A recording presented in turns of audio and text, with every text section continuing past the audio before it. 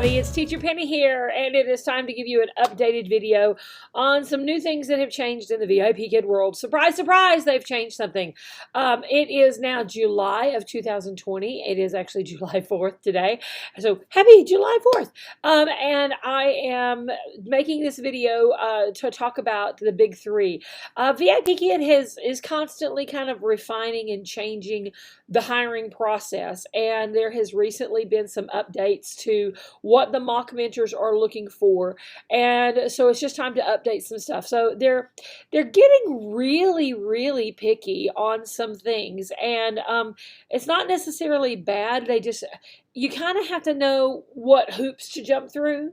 You know that phrase of putting on the dog and pony show and giving them exactly what they're looking for. Well, they've gotten here recently where they're looking for do this many times and do this exactly like this, and then do this once, but maybe do it again. It's just gotten really picky, and I want you to understand what they're looking for, because if you don't do it exactly like they're looking for, you're not going to pass the mock class and you're not going to be hired, and I want you to get hired. Okay, so first off, let me tell you a little bit about me, about what we're going to be learning about today. We're going to be talking about the big three. The big three is some major things that they're looking for in both the interview and in the mock class. So let's move forward with that one. The teaching online and teaching ESL is different. That you may be a great teacher, you may be a wonderful teacher in a brick and mortar classroom where you've got the kids right in front of you, and maybe they already speak some English or whatever it is. But teaching online and teaching ESL is different, and you have to do it their way. So please make sure that you are doing it their style. You got to know their style. Be teachable here. Don't be in that stuck in the mud of I'm a teacher and I've taught for 50 billion years and you can't tell me how to teach. Yeah, they can, because it's their style and they know what works best for them. So just be teachable. Learn something new, okay? Because it really does work for these kids that we're teaching. First off, my name is Teacher Penny. You can find me at any of these places. My website is hellopennydavis.com, and you can find lots of information about VIPKid there. I also have a Facebook group called VIPKid Teachers Wanted. If you have not applied for VIPKid yet, please use this link to apply for VIPKid.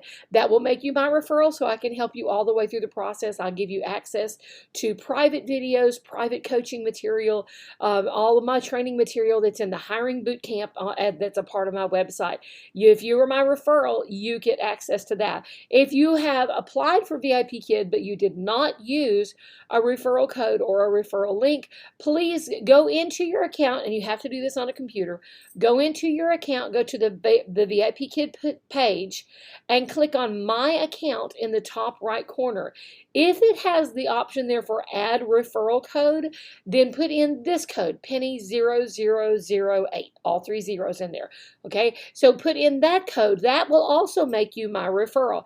If you do not have the option of adding a referral code, or if there's already someone's name there and you don't know who they are, they're not helping you, you don't know how to get in touch with them, understand that VIPKid doesn't share your email addresses with us, so you have to contact us when you use our referral code, because we don't have access to it. We can't figure out who you are.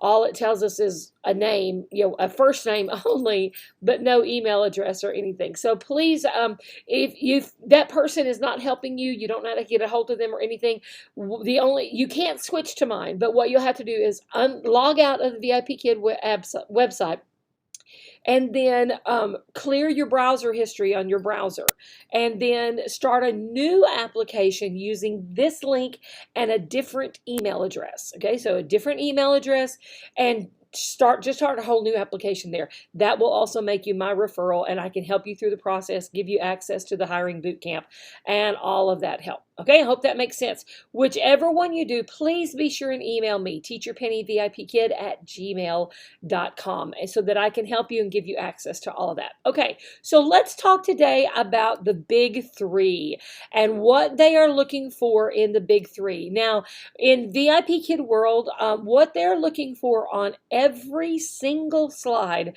they want the student to do these three things, okay? They want them, number one, to speak in complete sentences. Okay, so as much as possible, you want your student to use whole sentences. I don't want them to give me yes, no, ball, happy, sad, throw. Okay, I want them to give me a complete sentence. Yes, I throw a ball. No, I don't throw a ball. Yes, she plays with a ball. He plays with a ball. I am happy. He is happy. Okay, instead of just those single one-word answers, we want them to give us complete sentences so that they're learning how the whole language works together, how to give an entire thought. They're using that complete sentence. They're learning how those subject and verb conjugations work together. It's becoming habit to use I am, he is, she is, we are. That they only get that by doing it over and over and over and over and over and over again. So make sure that you are always getting your student to speak in complete sentences. The second thing that they're always looking for is they want our students to use correct grammar. Now, let me just say that this starts with you. You have to use correct grammar.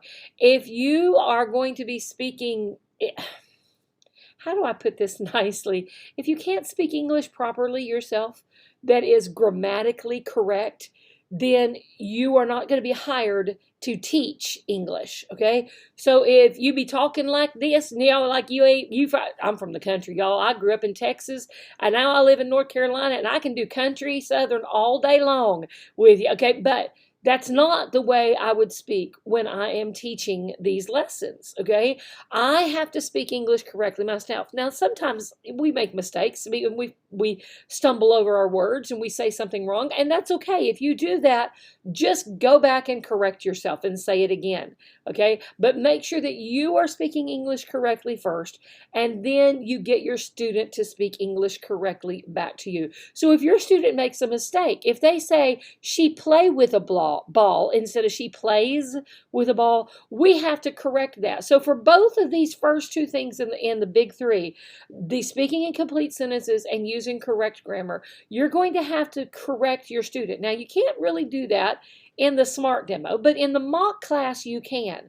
So as your mock mentor is going to make mistakes, and I promise you, they're going to make mistakes. In fact, they're going to make at least one mistake on every single slide. Expect it. They're going to do something. They're going to make a mistake. They're either going to make a pronunciation mistake. They're going to make a grammar mistake. They're going to leave out a word. They're going to use the wrong conjugation. They're not going to add the S when they need to add the S or something like that. They're going to make a mistake on every single page, every single slide that you teach. So you have to correct those. One of the biggest things that that the people going through the process, they send me their feedback that the mock mentors give them. And on every single one, well, not every single one. Some of them get it, okay? But on most of them, it says, you caught most of my mistakes.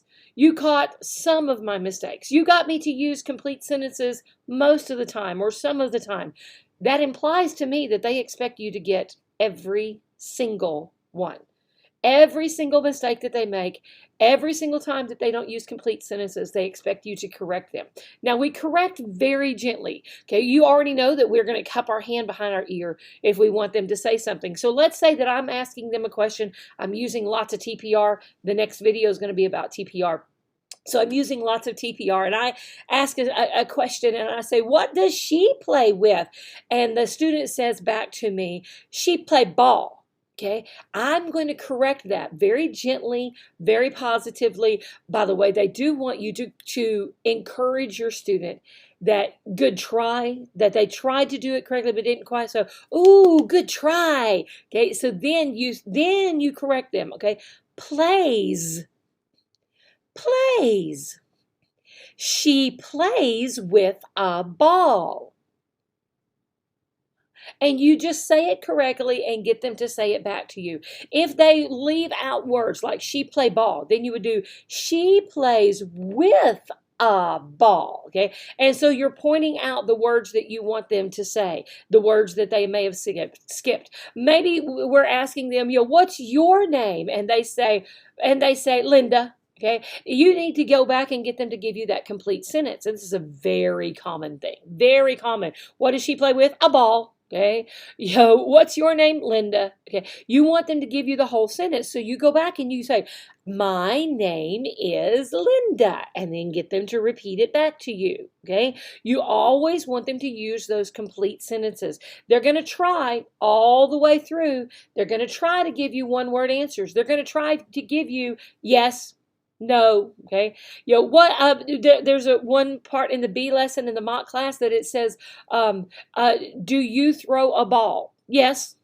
No, that's not what I want. I want them to give me the whole thing. So I want them to say, yes, I throw a ball. Yes, I swing on a swing. Yes, I fly a kite. So we want them to always give us those complete sentences. It's not just yes or no. You have to get the complete sentence with it, okay? So always correct that grammar. Always correct and get complete sentences through there. Do it gently. Do it positively. Encourage them with a yay or ooh, close. Something like that it lets them know that they got close to it. Or maybe, what's your name? And they say Linda. Go, oh, hi, Linda. My name is Linda. And see, that's how I'm encouraging them that she at least tried, okay? And then give her the complete sentence, okay? Now, those are the first two things in the big three. The third thing in big three is to speak independently, okay? We want the students to speak independently on every single slide.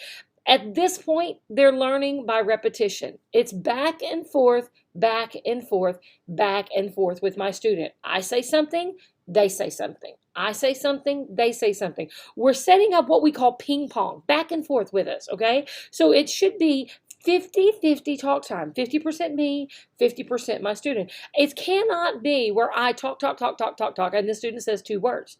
And then I talk, and the student says 3 words. No, we can't explain things at this point. Obviously, we can't do something like, and now every time that you use a third person pronoun, he, she, or it, you're going to add an S to the verb. No, they don't understand all that. You can't do that. But what you can do is use a prop. Let me find my prop. Where did it go?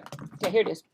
You can use a prop, and you can help them see, I fly, and get them to repeat it. Then he flies, and get them to repeat it again. And they're used to hearing that now, and they can see this here. Well, look, every time we have he, she, and it, we have to have that S. Okay, so this is the way you get them to correct this, okay? Not with words, not explaining it. You use it with example, and you say it, they say it back to you. You say it, they say it back to you.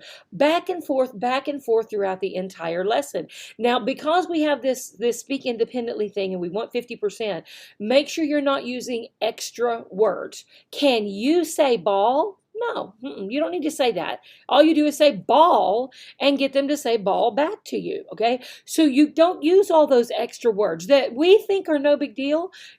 All right, now let's do this. Let's learn some vocabulary. Let's move on. Can we try?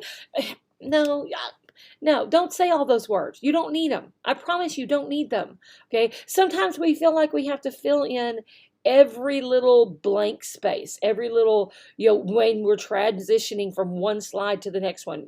Okay, let's try this. No, you just move to the next one, start with the next word, okay? Don't try to give transitional language in there, okay? Also, make sure that they are speaking on every single slide. There are a few slides, particularly in the mock class, there are a few slides that it's easy for them to do the activity, like dragging something or whatever, without actually saying something. Okay, and they're going to try to do this. Your mock mentor is going to try to do this. They're going to try to do the activity and never say a word. Make sure that you get them to speak on every single slide. Some of these kids are WIDS kids that we teach, and they'll go in and they'll draw the line or they'll drag the pictures or whatever they need to do for the activity, and then they're like, I'm done.